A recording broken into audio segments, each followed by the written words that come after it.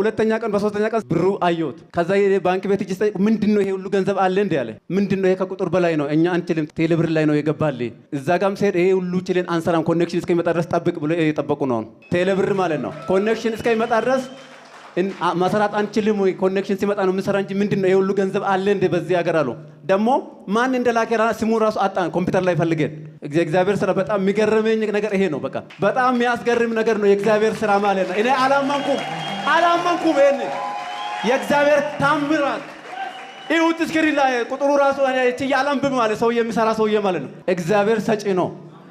ስንት ነው? ስንት 100 ቢሊዮን ነጥብ 56 ነው የሚለው አንብቡት በደንብ 100 ቢሊዮን ነጥብ 56 ብሎ እኔ 500 ቢሊዮን 500 ሺህ ምናምን ብሎ ነው የሚለው።